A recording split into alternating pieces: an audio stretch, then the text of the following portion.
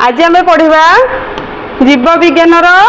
कोध द्वितीय अध्याय जीवकोश और यार संगठन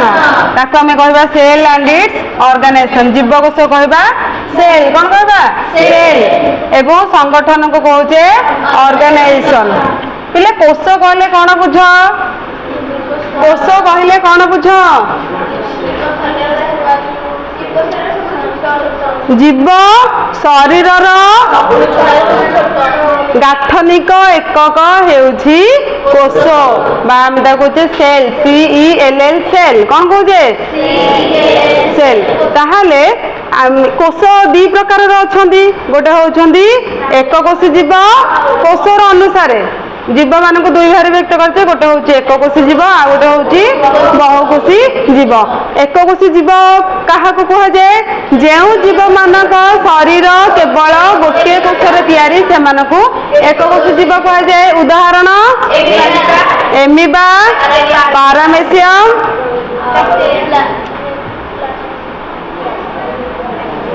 बैक्टेरिया आउ पिले बैक्टेरिया हूँ बहुवचन तार एक वचन हूँ बैक्टेरियम कौन बैक्टेरियम हूँ बैक्टेरिया बैक्टेरिया अर्थ हूँ बैक्टेरिया गुड़िक जीवाणु गुड़िक आउ बहुकोशी प्राणी क्या कहुए जो जीव मानक शरीर एकाधिक कोशरे तैयारी से कहुए बहुकोशी जीव बहुकोशी जीवर उदाहरण कहल आमे माने तो गाई बलद आउ गद घुसुरी पांडा हाँ तापरे पाटी नाई बिले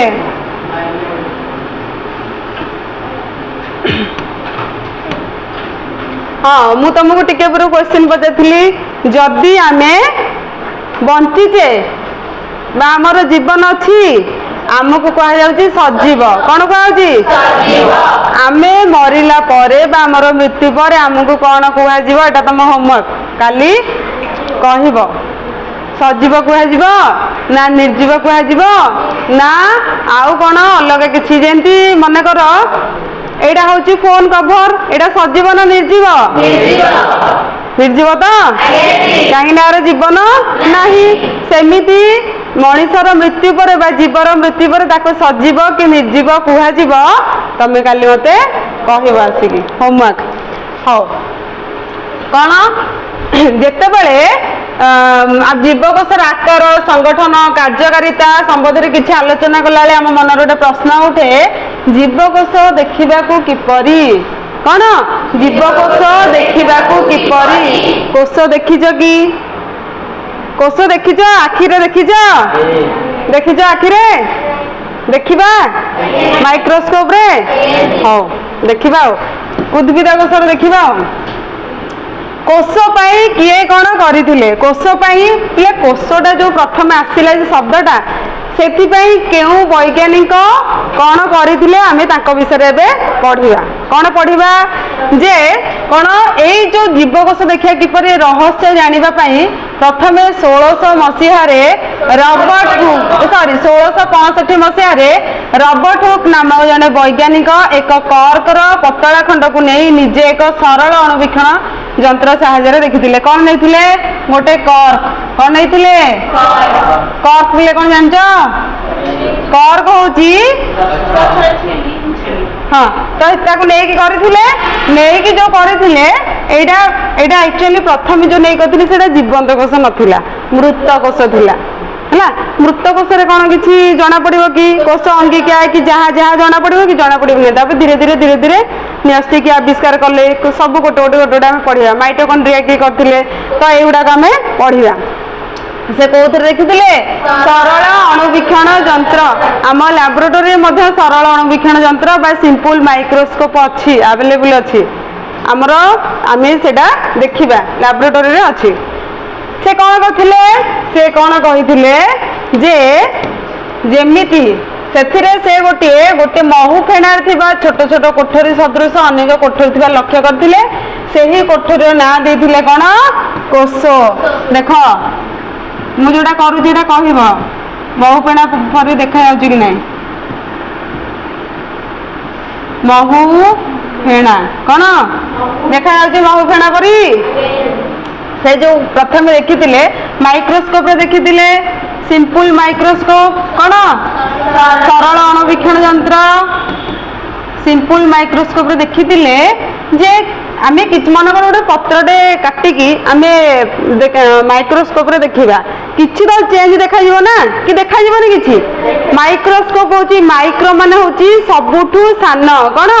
सबुठू सान स्कोप माइक्रोस्कोप हूँ जोड़ा खाली आँख को देखा जाती नहीं से देखापी अणुवीक्षण यंत्र सहायता पड़े ताको कहते माइक्रोस्कोप अणुवीक्षण यंत्र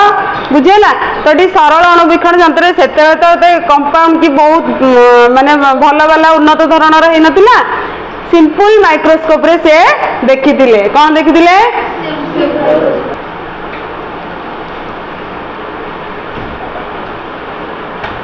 खातार लिखि दियो कौन लिखिब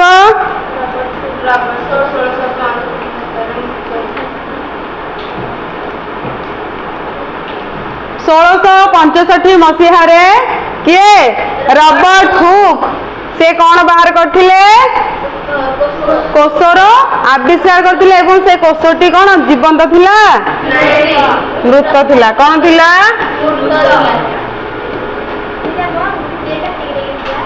कौन ना ना ना देखिया हाँ तापर पिले एटा कौन लिखा है कहल समस्ते पियाज देखिच पियाज खाइच पियाज होउची आमे सबुथिरे ताको व्यवहार करि परिबा कोउथरे कोउथरे विभिन्न प्रकार कौन खाद्यर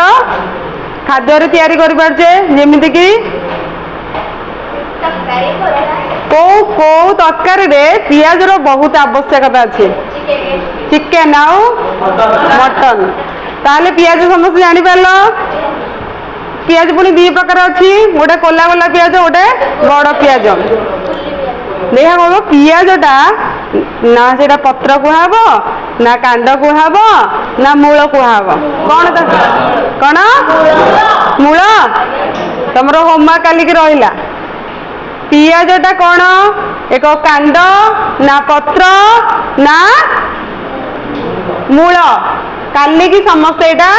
कह पत्रकोबीटा कौन पत्रकोबी तो मुझे कहीदेली हूँ पत्र फूलकोबीटा कौन फूल हाँ वेरी गुड ताहले आम ए पियाजर एक पतला आवरणटे बाहर कर आमर एमती कोला कोला हो पियाज हाँ ना नहीं एटा हूँ कौन जहाँ तो यही गोटे पार्ट एमती काटा जमी पनीर चिल्ली पनीर कला बेले आम काटुने तो आम सेमती काटा काटिकी आणिकी तले देखा जो अणुवीक्षण तले रखा अणुवीक्षण साहाय्य आम देखा कौन देखा जे केमी देखा से प्राय एक प्रकार एक आकृतिर अनेक कोठरी देखा मिल माने केमी देखा देख देख यही भाया किसी कोठरी देखा जदि आम पियाज को लेकिन करवा देखिया कौन देखा कौन एक प्रकार एक आकृतिर अनेक कोठरी देखा मिल जहाद्वारा पूरा पियाजटे गठित हाँ ना नहीं आम जदि तार गोटे कोला नवा गोटे कोलार जहाँ जहाँ आपको कौन कह उद्भिद कोष कौन कह उद्भिद कोष कहनी आम आम मानकर किसी नहीं आम देखिपर ना किंतु उद्भिदर तो नहीं देखिपर हाँ उद्भिद कोष बा गछर कोष को आम नहीं माने तार गोटे कोला को लेकिन आम देखिकी कौन पाइबा जे ताहा हूँ एक उद्भिद कोष आउ कौन रहा जे पियाजर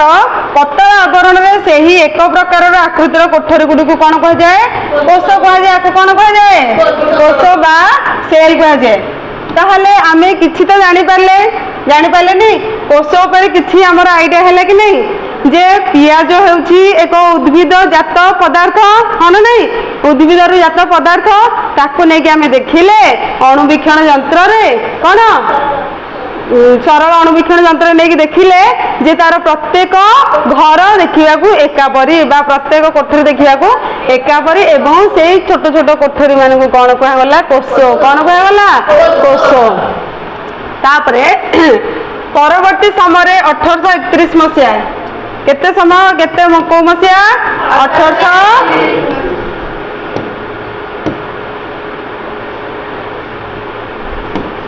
1831 मसीहा रे किए रॉबर्ट ब्राउन को द्वारा न्यूस्टीर आविष्कार होता और 1839 मसीह पुरकिन्स को द्वारा आदिजीवक बा प्रोटोप्लास्ट आविष्कृत होता तापर धीरे 1665 रे कोषर आविष्कार होता तापर केते मसीहा 1831 खातार लिखि दियो 1831 मसीहा हाइपेन रॉबर्ट ब्राउन ब्रैकेट रे न्यूस्टीर आविष्कार कौन ताहले आमर कोष भितरे जो मुख्य कोष अंगिका रही थाए ताहाकु कहते न्यूस्टी कौन कहते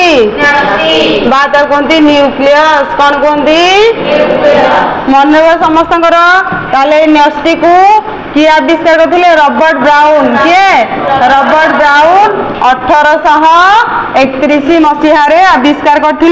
एवं आदिजीवक प्रोटोप्लास्ट को आविष्कार करते पुरकिन्स किए पुरकिन्स केते मसीह केते वर्ष गैप है 8 वर्ष गैप 1831 आविष्कार होता न्यूस्टीर एवं 1839 आदिजीवक ये आदिजीवक विषय बा प्रोटोप्लास्ट विषय आम पढ़ा तापर देख कोष सिद्धांत किए वर्णना करथिले कोष सिद्धांत किए वर्णना करथिले परीक्षा रे उडा आसीबा एमसीक्यूज 1839 मसीहा रे किए शिल्डन और स्वान किए शिल्डन और एस कौन बाहर करथिले कोष सिद्धांत बा सेल थ्योरी कौन सेल थ्योरी खातर लिखि दियो 1839 मसीहा रे 1839 मसीहा रे शिल्डन और स्वान कौन वर्णना करथिले कोष सिद्धांत कौन वर्णना करथिले केते मसीहा 1839 रे पुणी आउ कौन होइतिला मन रहबो ताले केतेटा हम पढ़िले केतेटा मसीहा विषय कौन कौन 1665 रे कोषर आविष्कार 1831 रे न्यूस्टीर आविष्कार 1839 रे आदिजीवकर 1839 रे दुई जन वैज्ञानिक कोष सिद्धांत विषय माने कोष ऊपर किछि किछि तथ्य देइतिले सेटा हम पढ़िबा ता कोंती कोष सिद्धांत बा सेल थ्योरी कौन कहती सेल थ्योरी तापर पुणी 1855 मसीह भिट्जो कौन ना भिट्जो कही से कौन कही देख कहा पिले कही कहल कोष विषय कही ताहले 1855 रे भिट्जो कौन ना वैज्ञानिक नाम हूँ भिट्जो से कौन कहते कोष हूँ विभाजनक्षम और नूतन कोषर सृष्टि सर्वदा एक पूर्व कोषर होता है पूर्व कोषर ही हम जिते आम छुआटे धीरे धीरे बड़ हो ना मनकर आम जो आंगुठी कथा कहे हाथ कथा कहे तुम हाथ छुआ बेले कौन पूरा बड़टा होता कि छोटियाटे होता तो से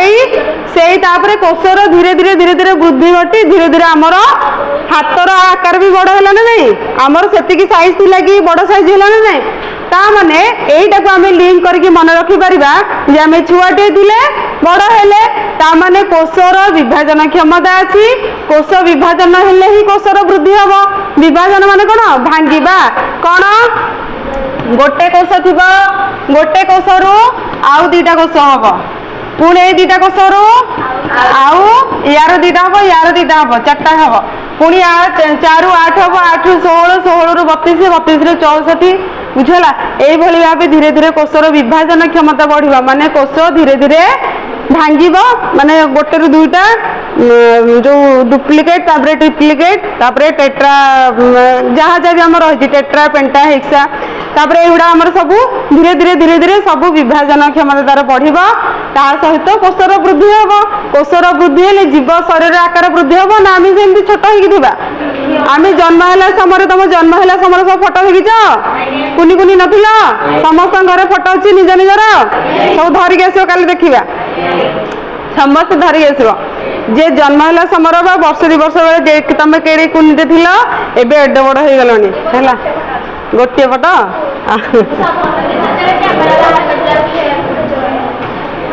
कैमेरा केबेटू बाहर लानी कैमेरा रो डिस्कवरी जो तार उद्भावन विषय आम पढ़िया है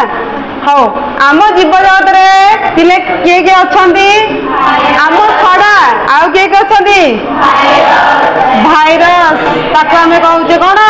भूताणु बैक्टेरिया कौन कहूचे आदि जीव तापरे शैवाल आदि अनेक प्रकार अणुजीव जीव आउ अणुजीव भितर पार्थक्य आमे जानिछे कि हाँ जानिछे जीव माने आमे नॉर्मल जार जीवन अच्छी अणुजीव होती जहाँ को खाली आखिरे देखा जाए अणु माने माइक्रो कौन माइक्रो आउ जीव माने ऑर्गेनिज्म कौन तो अणुजीव को आमे कौन कहबा माइक्रो ऑर्गेनिज्म समस्ते बुझिपारल जीव हूँ ऑर्गेनिज्म अणु हूँ माइक्रो ताले अणुजीव को आमे कौन कहि परिबा माइक्रो ऑर्गेनिज्म कहि परिबा केउ माने माइक्रो ऑर्गेनिज्म केउ माने खाली आखि देखा जांती नाही गोटे हूँ बैक्टेरिया बा ताकू आमे कहूचे जीवाणु भाइरस बा भूताणु शैवाल आ गोटे हूँ आदि जीव मन रही चारि प्रकार अणुजीव आमे जानिले आउ जोटा देखा जाती के माने देखा उद्भिद आउ प्राणी बोले उद्भिद एक कोशी ना बहुकोशी एमानक मध्यरु किए एमानक मध्यरु बैक्टेरिया नीलहरी शैवाल आदि प्राणी इत्यादि अणुजीव मानक मध्यरे शरीर गोटे कोषर गठित होइतिला बेले कौन माने ऊपर एक्सप्लेन करिछि जोटा म ऑलरेडी एबे कहि सारिछि उद्भिद और प्राणी मानकर शरीर बहुकोश विशिष्ट होता है बैक्टेरिया गोटे कोष नीलहरी शैवाल आम कहे ब्लू ग्रीन आलजी तार गोटे कोषर तैयारी आदि प्राणी प्रोटोजोआ कहे तार गोटे कोषर तैयारी एमानक शरीर गोटे कोषर गठित होइथिबारु एमानकु एक कोशी जीव कहा जाए या पूर्व भी आम जोटा कही किंतु उद्भिद और प्राणी मान शरीर कौन बहुकोश विशिष्ट होता है आमर आमे होचे बहुकोशी बा बहुकोश विशिष्ट प्राणी यार अर्थ होची कौन आमर प्रत्येक कोश रो काम अलग अलग स्वतंत्र धरणर कार्य करि थाए बुझिपारल आमर जेमिति कि स्किन सेल को आमे कौन कहूचे चर्मकोश बा जहाँ भी तार काम अलग आम स्टोमाक भितर पाकस्थल भितर जो कोष तार काम अलग समस्त काम अलग अलग आम शरीर भितर जेते प्रकार जैव रासायनिक प्रक्रिया घटी चली था बायोकेमिकल प्रोसेस समस्त काम स्वतंत्र धरणर जमी माइटोकॉन्ड्रिया काम होची शक्ति जोगेबा ता भितर बहुत सारा एटीपी अच्छी माइटोकॉन्ड्रिया को कौन कह जाए power house of the cell बा तमे ओडिया रे कौन कहबा शक्ति केंद्र कोषर शक्ति केंद्र कौन आगु अच्छी अच्छा हाँ ताहले एक कोश विशिष्ट जीव मान कौन कहबा हमें एक कोशी जीव ताको एई वर्ड गुडा मन रखि दियो खातार लिखि दियो यूनिसेलुलर ऑर्गेनिज्म कौन यूनिसेलुलर ऑर्गेनिज्म एवं बहुकोश विशिष्ट जीव मान कौन कह जाए बहुकोशी जीव बा मल्टी सेलुलर ऑर्गेनिज्म कौन मल्टी सेलुलर ऑर्गेनिज्म समस्त लिखिल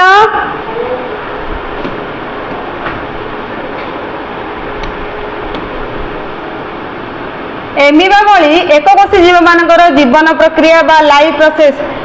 से परिपाक करुछन्ति ना नहीं खाद्य खाउछन्ति ना बिना खाद्य रे कोनोसी जीव बंची परिबे नाही